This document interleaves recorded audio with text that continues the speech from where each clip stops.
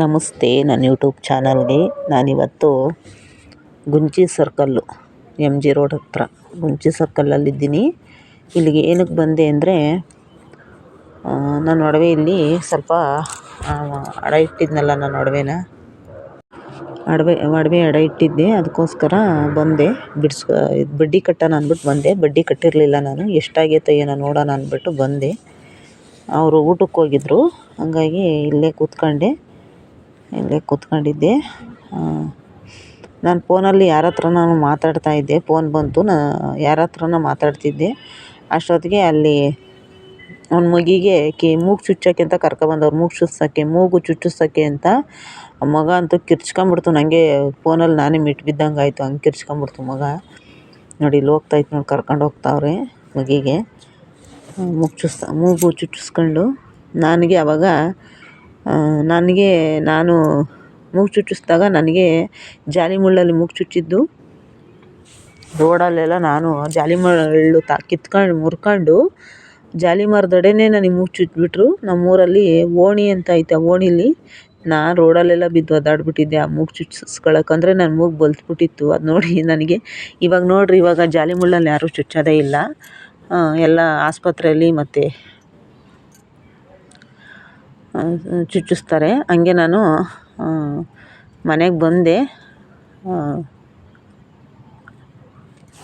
ಬಡ್ಡಿ ಕಟ್ಬಿಟ್ಟು ಮನೆಗೆ ಬರಬೇಕಾದ್ರೆ ಹಂಗೆ ಸೊಪ್ಪು ತಗೊಂಬಂದು ಬಸ್ಸಾರು ಮಾಡೋಣ ಅಂತ ಮಾಡ್ತಾಯಿದ್ದೀನಿ. ಬೇಳೆ ಇಟ್ಟಿದ್ದೀನಿ ಒಂದು ಕಡೆ. ಅದು ದಂಟು ಸೊಪ್ಪು 2 ಇತ್ತು. ದಂಟು ಎತ್ತಿಟ್ಟಿದ್ದೀನಿ. ಸೊಪ್ಪೊಂದು ರೆಡಿ ಮಾಡ್ಕೊಂಡಿದ್ದೀನಿ. ಸೊಪ್ಪು ಸಾರು ಮಾಡೋಣ ಅಂತ ಬೇಳೆ ಈ ಕಡೆ ಇಟ್ಟಿದ್ದೀನಿ. ನನ್ನ ಮಗ ಬರೋದಿನ್ನ ಲೇಟು. ಅದಕ್ಕೆ ನಾನು ಸಾಂಬಾರು ರೆಡಿ ಮಾಡ್ಕೊಂಬಿಡೋಣ ಅಂದ್ಬಿಟ್ಟು, ಬಸ್ಸಾರು ಮಾಡಿ ಜಾಸ್ತಿ ದಿನ ಆಗಿತ್ತು. ಅದಕ್ಕೆ ಬಸ್ಸಾರು ಮಾಡೋಣ ಅಂತ ಎಲ್ಲ ರೆಡಿ ಮಾಡ್ತಾಯಿದ್ದೀನಿ. ಇವತ್ತು ನಾನು ಬಡ್ಡಿ ದುಡ್ಡು ಕಟ್ಬಿಟ್ಟು ಹಂಗೆ ಒಂದು ಸ್ವಲ್ಪ ದೀಪದ ಎಣ್ಣೆ ಖಾಲಿಯಾಗಿತ್ತು. ದೀಪದ ಎಣ್ಣೆ ತರೋಣ ಅಂದ್ಬಿಟ್ಟು ಹೋದರೆ ಅಮೌಂಟೇ ಶಾರ್ಟೇಜ್ ಬಂದುಬಿಡ್ತು ದೀಪದ ಎಣ್ಣೆ ತರೋಕ್ಕೆ. ಅದಕ್ಕೆ ಬಡ್ಡಿ ಕಟ್ಬಿಟ್ಟೆ ಒಡವೆ ಮೇಲೆ. ಅಂದರೆ ಏನು ಗೊತ್ತಾ, ಬಡ್ಡಿ ಕಟ್ಟಿದ್ರೆ ಒಡವೆ ಇರುತ್ತೆ ಅಲ್ಲಿ. ನಾವು ಬಡ್ಡಿನೇ ಕಟ್ಟಲಿಲ್ಲ ಅಂದರೆ ಒಡವೆನೂ ತುಂಬ ಆಮೇಲೆ ಬಡ್ಡಿ ಜಾಸ್ತಿ ಆಗಿಬಿಟ್ರೆ ನಾವು ಕಟ್ಟೋಕ್ಕಾಗಲ್ಲ. ಅದಕ್ಕೆ ಈಗಲೇ ಜಾಸ್ತಿ ಆಗಿತ್ತು ಬಡ್ಡಿ. ಹಂಗಾಗಿ ಇನ್ನೂ ಜಾಸ್ತಿ ಆದರೆ ಈಗಿನ ರೇಟಲ್ಲಿ 1 ಗ್ರಾಮ್ ಚಿನ್ನನೂ ಸಹ ನಾವು ತಗೊಳಕ್ಕಾಗಲ್ಲ. ಯಾಕಂದರೆ ಅದು ಕನಸು, ನಮಗಿನ್ನು ಚಿನ್ನಗಳು ತಗೊಳ್ತೀವಿ ಅನ್ನೋದು ಕನಸು. ಹಂಗಾಗಿ ನನಗಿರೋ ಒಡವೆನೇ ನಾನು ಬಿಡಿಸ್ಕೊಂಡ್ರೆ ನಂಗೆ ಸಾಕು. ಅದಕ್ಕೆ ನಾನು ಇರೋ ಒಡವೆನೂ ಕಳ್ಕೊಳ್ಳೋಕೆ ನನಗೆ ಇಷ್ಟ ಇಲ್ಲ. ಯಾಕಂದರೆ ಒಡವೆ ಇದ್ದರೆ ಮುಂದೆ ಒಂದಿನ ಏನಕ್ಕನಾದರೂ ಮನೆಯಲ್ಲಿ ಬೇಕಾಗುತ್ತೆ, ಒಡವೆಗಳಿರಬೇಕು. ಅದಕ್ಕೆ ಯಾವತ್ತು ಬಿಡ್ಸ್ಕೊತೀನೋ ಗೊತ್ತಿಲ್ಲ, ನೋಡೋಣ. ನನಗೆ ಯಾವತ್ತು ಅನುಕೂಲ ಆಗುತ್ತೋ ಅವತ್ತು ಬಿಡ್ಸ್ಕೊತೀನಿ. ಅಲ್ಲಿವರೆಗೂ ಬಡ್ಡಿ ಕಟ್ತಾ ಇರ್ತೀನಿ. ಬಡ್ಡಿ ಮಾತ್ರ ನಿಲ್ಲಿಸಲ್ಲ, ಕಟ್ತೀನಿ. ಹಂಗೂ ಒಂದು ಅಂಗಡಿಯವರು 2 ಅಂಗಡೀಲಿ ನಾನು ಒಡವೆ ಇಕ್ಕಿರೋದು. ಫಸ್ಟ್ನೇ ಅಂಗಡೀಲಿ ಏನೂ ಹೇಳಲಿಲ್ಲ. 2ನೇ ಅಂಗಡೀಲಿ ಬಿಡಕ್ಕ ಕಟ್ಟಿವಂತೆ, ಇನ್ನೊಂದು ಸಲ ಯಾವಾಗನ ಬಂದಾಗ ಅಂದರು. ಲೆಕ್ಕ ಹಾಕೋಣ, ನೋಡೋಣ ಅದು ಇಷ್ಟ ಆಗೈತೆ ಅಂತ ನಾನು ಕೇಳಿದ್ರೆ ಅವಣ್ಣ ನೋಡಿಬಿಟ್ಟು ನನಗೆ ಶಾಕ್ ಆಯಿತು. ಆಮೇಲೆ ನಾನು ಅಲ್ಲಣ್ಣ, ಇದೇ ಅಮೌಂಟು ನಮಗೆ ಜಾಸ್ತಿ, ನೀವು ಕಮ್ಮಿ ಅಂತೀರಾ ಅಂದೆ. ಅಂದರೆ ಅವ್ರೇನು ಗೊತ್ತಾ, ಇನ್ನೊಂದು ಸ್ವಲ್ಪ ದಿನ ಬೇಕಾದ್ರೆ ಕಟ್ಟಲಿ ಬಿಡು ಅನ್ನೋ ಥರ. ನಮಗೆ ಹಂಗಾಗಲ್ಲ. ನಮಗೇನಿದ್ರೂ ಆವಾಗಲೂ ಕ್ಲಿಯರ್ ಆಗಬೇಕಷ್ಟೆ. ಅದಕ್ಕೆ ನಾವಂತೂ ಇನ್ನು ಒಡವೆ ಅಂತೂ ತಗೊಳ್ಳಲ್ಲ. ಇರೋ ಒಡವೆನ ಅಚ್ಚುಕಟ್ಟಾಗಿ ಮಡಿಕೋಬೇಕಷ್ಟೆ. ಬಿಡಿಸ್ಕೊಂಬಂದಾಗ ನೋಡೋಣ. ಇವಾಗ ಅಲ್ಲಿರಲಿ ಅಂದ್ಬಿಟ್ಟು ಅದಕ್ಕೆ ಬಡ್ಡಿ ಕಟ್ಟಿ ಬಂದೆ. ನೋಡಿ, ಸೊಪ್ಪು ಬೇಯಕ್ಕಿಟ್ಟಿದ್ದೀನಿ. ಅದೊಂದು ಸ್ವಲ್ಪ ಸೊಪ್ಪು ಬಲ್ತಿತ್ತೋ ಏನೋ, ಬೇಯ್ತಿರಲಿಲ್ಲ.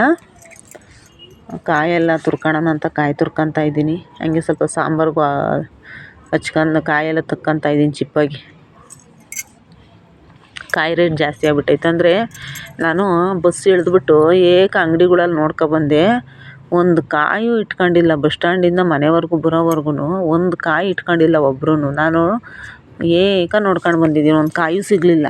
ಹಂಗೆ ಅದಕ್ಕೆ ಫ್ರಿಜ್ಜಲ್ಲಿತ್ತು. ಅದಕ್ಕೆ ಅದನ್ನೇ ಹಾಕೋಣ ಅಂದ್ಬಿಟ್ಟು ಹಾಕ್ತಾಯಿದ್ದೀನಿ.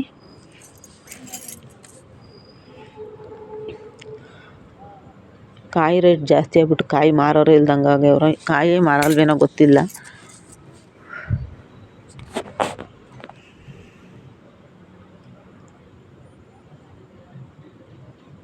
ಸೊಪ್ಪು ಸಾರಿ ಕಾಯಿ ಇಲ್ಲದ್ದು ಸೊಪ್ಪಿನ ಸಾರು ಒಂಥರ.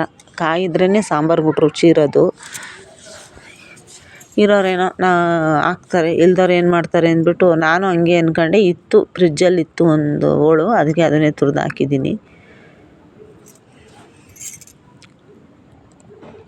ಅಂದರೆ ಸಿಕ್ಕಾಪಟ್ಟೆ ಸೆಕೆ ಇವತ್ತು. ಮಧ್ಯಾಹ್ನ 2:15 ಹೋಗಿ ಬಸ್ ಕಾಯ್ಕೊಂಡು ಕೂತ್ಕೊಂಡೆ, ಬಸ್ ಬರಲಿಲ್ಲ. ಆಮೇಲೆ ನಮ್ಮ ಮನೆ ಹತ್ರ ಬಸ್ ಸ್ಟ್ಯಾಂಡಲ್ಲಿ ಕಾಯ್ಕೊಂಡು ಕೂತ್ಕೊಂಡೆ, ಬರಲಿಲ್ಲ. ಆಮೇಲೆ ಆಟೋಕ್ಕೆ ಹೋಗ್ಬಿಟ್ಟೆ. ಅಲ್ಲಿಂದ ನಾನು ಎಮ್ ಜಿ ರೋಡಾಗೆ ನಡ್ಕೊಂಡು ಗುಂಜಿ ಸರ್ಕಲ್ಗೆ ಹೋಗಿ, ಗುಂಜಿ ಸರ್ಕಲ್ಲಿಂದ ಮಂಡಿಪೇಟೆಗೆ ನಡ್ಕೊಂಡು ಬಂದೆ. ಮಂಡಿಪೇಟೆಯಿಂದ ಮತ್ತೆ ಗೌರ್ಮೆಂಟ್ ಆಸ್ಪತ್ರೆ ಬಳಸ್ಕೊಂಡು ಬಂದಿದ್ದೀನಿ. ಇವತ್ತು ಹಂಗೆ ಕಾಲು ನನಗಿವತ್ತು ಸಿಕ್ಕಾಪಟ್ಟೆ ಸೆಕೆ, ಬಿಸಿಲು ಬೇರೆ. ಸೆಕೆದೆಲ್ಲ ಹೋಗಲಿ, ಬಿಸಿಲು ಜಾಸ್ತಿ. ಯಪ್ಪ, ಯಾವಾಗ ಮಳೆ ಹುಯ್ದುಬಿಡ್ತೈತೋ ಅನ್ನಿಸ್ತೈತೆ ನಿಜವಾಗ್ಲೂ. ಸಿಕ್ಕಾಪಟ್ಟೆ ಬಿಸಿಲಪ್ಪ ಆಚೆ. ಈಗ ನೋಡಿ ಅಡುಗೆ ಮಾಡ್ತಾಯಿದ್ದೀನಿ. ಈಗಲೂ ಸೆಕೆ ಅಂದರೆ ಸೆಕೆ, ನಂಗೆ ನಿಂತ್ಕೊಳ್ಳೋಕ್ಕೆ ಆಗ್ತಿಲ್ಲ ಒಲೆ ಮುಂದೆ. ಬೇಗ ಮಾಡಿಬಿಡೋಣ ಸಾಂಬಾರು ಅಂತ ಮಾಡ್ತಾಯಿದ್ದೀನಿ. ಅಂದರೆ ಸಖತ್ತು ಸೆಕೆ. ಯಪ್ಪ, ಯಾವಾಗ ಮಳೆ ಹುಯ್ತೈತೋ. ನಮಗಂತೂ ಮಳೆ ಬಂದುಬಿಟ್ರೆ ಸಾಕು ಅನ್ನಂಗಾಗೈತೆ.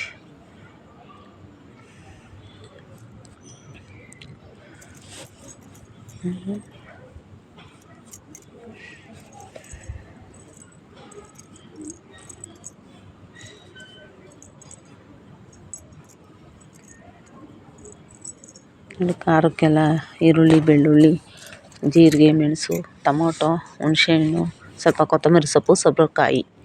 ನಾನು ಸ್ವಲ್ಪ ಖಾರದ ಪುಡಿ ಅಂದರೆ ಮೆಣಸಿನ್ಕಾಯಿ, ನಾವು ಹಸಿಮೆಣ್ಸಿನ್ಕಾಯಿ ಹಾಕಲ್ಲ, ಒಣಮೆಣ್ಸಿನ್ಕಾಯಿ ಇಲ್ಲ ನಮ್ಮ ಮನೆಯಲ್ಲಿ. ಖಾರದ ಪುಡಿ ಹಾಕಿದ್ದೀನಿ.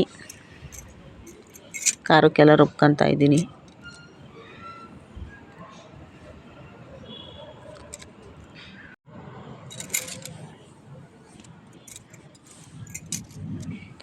ಸೊಪ್ಪು ಬೆಂದೈತೆ, ಸೊಪ್ಪು ನೀರು ಬಸಿಬೇಕು. ಖಾರಕ್ಕೆ ರೆಡಿ ಆಯಿತು.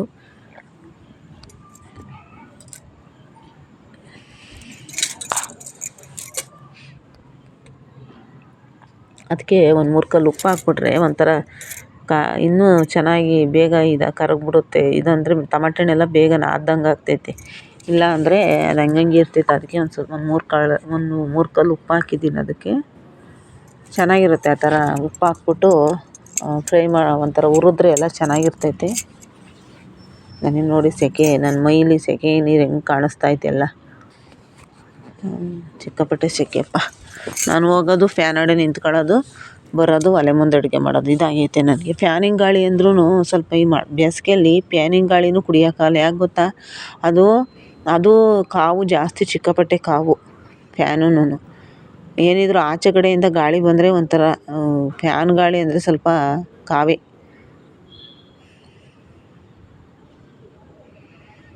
ನನ್ನ ಮಗ ಬರೋಷ್ಟೊತ್ತಿಗೆ ಅಡುಗೆ ಎಲ್ಲ ಮಾಡಿಬಿಟ್ಟು ರೆಡಿ ಮಾಡಿಬಿಡ್ಬೇಕು. ನೋಡಿ, ನಮ್ಮ ಮನೇಲಿ ಬಸ್ಸಾರೆಲ್ಲ ರೆಡಿ ಆಯಿತು. ಮುದ್ದೆ ಮಾಡಿಟ್ಟಿದ್ದೀನಿ. ನನ್ನ ಮಗನಿಗೆ ಬಾಕ್ಸ್ಗೆ ಹಾಕಿ ಇಡಬೇಕು ಮುದ್ದೆ. ಇವಾಗ ಬಿಸಿ ಮುದ್ದೆ ಬಾಕ್ಸ್ಗೆ ಹಾಕಿ ಇಡ್ತೀನಿ ಅವನಿಗೆ. ಬಾಕ್ಸಲ್ಲಿ ಇಟ್ಟರೆ ತಣ್ಣಗಾಗಲ್ಲ ಮುದ್ದೆ. ಇದು ಈ ಕಡೆ ಸೊಪ್ಪಿನ ಪಲ್ಯ ರೆಡಿ ಮಾಡಿದ್ದೀನಿ. ಈ ಕಡೆ ಸಾಂಬಾರು, ಬಸ್ಸಾರು. ನಾನು ಈ ಥರ ಮಾಡಿದ್ದೀನಿ ಬಸ್ಸಾರು. ಒಂದು ಸ್ವಲ್ಪ ಅರಿಶಿನ ಹಾಕಿದ್ದೀನಿ ಬೇಳೆ ಬೇಯೋಕ್ಕೆ, ಅದಕ್ಕೆ ಆ ಥರ ಕಾಣಿಸ್ತೈತೆ ಸಾಂಬಾರು. ಯಾರೆಲ್ಲ ನನ್ನ ವೀಡಿಯೋ ನೋಡ್ತೀರಾ ಅವರೆಲ್ಲ ಸಬ್ಸ್ಕ್ರೈಬ್ ಮಾಡ್ಕೊಳ್ಳಿ. ಇಷ್ಟ ಆದರೆ ಒಂದು ಲೈಕ್ ಮಾಡಿ. ಕಮೆಂಟ್ ಮಾಡೋರೆಲ್ಲ ಕನ್ನಡದಲ್ಲಿ ಕಮೆಂಟ್ ಮಾಡಿ. ನೀವು ಇಂಗ್ಲೀಷಲ್ಲಿ ಕಮೆಂಟ್ ಮಾಡಿದ್ರೆ ನನಗೆ ಅರ್ಥ ಆಗಲ್ಲ. ನನ್ನ ವೀಡಿಯೋ ನೋಡಿದ್ದಕ್ಕೆ ಧನ್ಯವಾದ.